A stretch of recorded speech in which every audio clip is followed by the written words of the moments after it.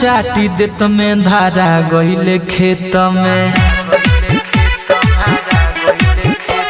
चुमा चाटी देत में धारा गइले खेत में होना में बता दिहले दू चार बेत में छौड़ा नाम कहे छोटू छौड़ी नाम कहे छोटी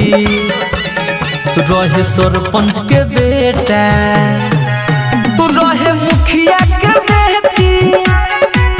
रहे सरपंच के बेटा रहे मुखिया के बेटी चुमा चाटी लेत में धारा गइले खेत में उना में बता दिहले दू चार बेत में छौड़ा नाम कहे छोटू छौड़ी नाम कहे छोटी रहे सरपंच के बेटा रहे मुखिया के बेटी रहे सरपंच के बेटा रहे मुखिया के बेटी रहे सरपंच के बेटा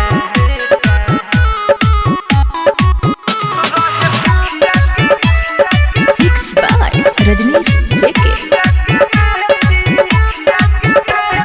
हम ना मानत रही हम ना जानत रही ऐसन खेलाई करत होई भवन लगा के मकई में बोला के छौड़ा छौड़ी पर चढ़त होई गई खेत घूमे छौड़ी रहे नुलोटी रहे सरपंच के बेटा रहे मुखिया के बेटी रहे सरपंच के बेटा रहे मुखिया के बेटी रहे सरपंच के बेटा रहे मुखिया के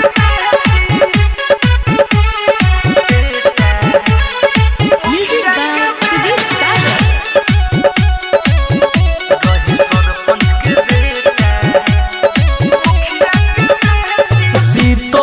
प्रेमीनु देख ले बारे रजनी सीधे के नु चिघ ले बारे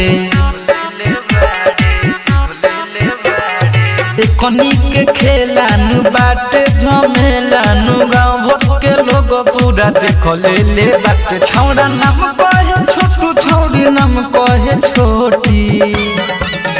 रहे सरपंच के बेटा रहे मुखिया के बेटी रहे सरपंच के बेटा